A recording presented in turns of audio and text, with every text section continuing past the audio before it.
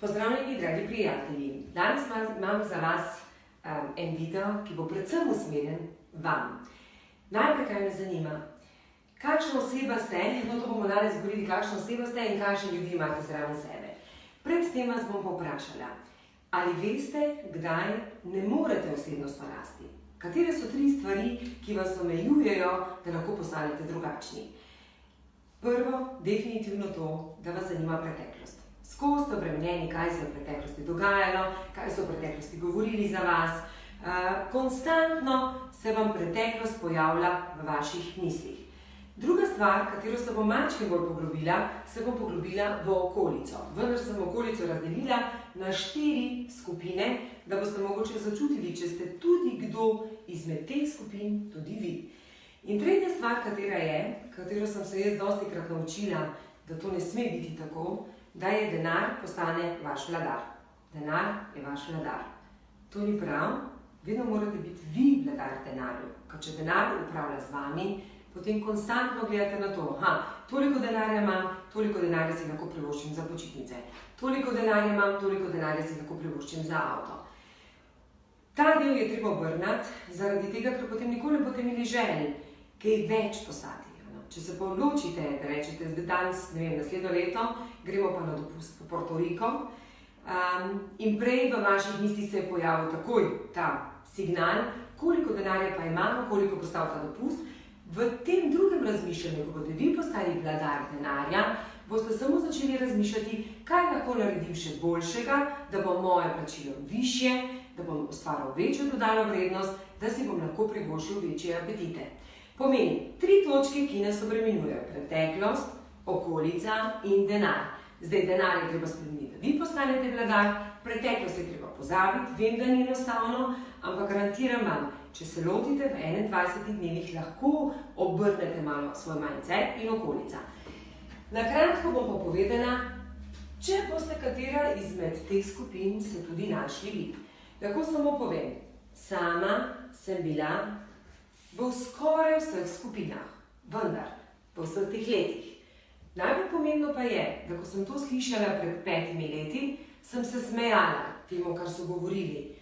Danes ali že lani pa vem, da je to prav dobro se zamisliti, pa mogoče pogledati ali pa si nastaviti svoje ogledalo, če smo kdo izmed teh oseb. In gremo. Prva oseba je opravljivka ali opravljivec. To so ponavadi ljudje, ki imajo vedno kaj povedati za drugega. In čist vprašala vas bom tako iskreno, ali mislite, da ta oseba ne bo nič povedala o vas? Je čisto enako, tako kot govori o drugih, govori rada tudi o vas. Kako boste prepoznali opravljivko ali opravljivca? Ponavadi imajo stavek, kako se jim začne, ko se pogovarjajo z vami, veš, kaj drugi pravijo o tebi. In ponavadi, če niste opravljivka ali opravljivec, boste takoj ustavili to osebo in boste rekli, me ne zanima.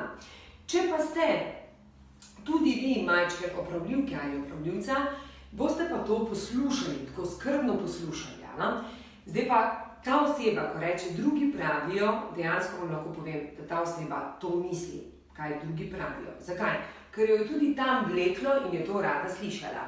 Če ne bi bila opravljivka in če ne bi to mislila, sploh ne bi niti razmišljala o tem. Razen, če je dober prijatelj, pa vam čisto iskreno pove, kdo je ta oseba in kaj jo je zmotilo in kaj bi bilo dobro, da ukrenete, da to ljudje slišijo. Druga oseba so kritiki. To so ljudje, ki ponavadi začnejo, ko jih vprašate kako vprašanje, zelo radi vam v sekundi 20 odgovorijo takoj z ne. Ne. Oni vse vidijo, da se ne da se ne zmore, da ni in za vse vidijo kritično sliko. Naprimer, poveste, veš, da je pa postal, ne vem, Boris, direktor prodaje, kdo mu je že, to bi ni njegov odgovor, bi bil, to mu so že zrihtali preko vez. Potem kritiki so mene tudi tako ocenjevali, da so mi rekli pred tolikimi leti, lahko je njej, se je poročila v bogato. Pomeni, za vsako stvarjo najdejo argument, da opravičijo, da niso te osebe uspešne. Dejansko nič ne vidijo dobrega. Jaz bi lahko rekla, da kritiki so ponavadi negativci. Tak se lep sliši. Najbolj enostavna beseda. Tretja skupina ljudi je pa ponavadi skupina ljudi, jaz bom tako rekla. Včasih sem se dostikrat tudi jaz našla v tej skupini, konstantno rada govori o sebi. Skozi govori o sebi, ponavlja ene tiste zgodbe. In pol se vprašaš, ko končaš nek sestanek s eno osebo, se vprašaš, kako si se počutil tisto uro ali pa uro in pol. A je bilo tako fajn, a si tak, ne vem, a si poln nabit z energijo ali pa si utrujen. In ponavadi, če ste utrujeni, to so od osebe, ki več govorijo o sebi, ponavljajo iste te zgodbe in zelo malo vas poslušajo. In včasih je treba tudi tako reči, zdaj, če se dobim s to osebo, pomeni, da si bova delila en drugemu zgodbice, ali grem samo zato, da poslušam na drugi strani, kaj mi ima za povedati. Danes veste, da je čas dragocen, čas je denar in je potrebno tudi si vzeti čas za prave ljudi. Tako da pravim, da upam, da jih imate v življenju čim manj, pa da poskušate tudi, če ste vi med njimi, poskušati to majčke bremzati.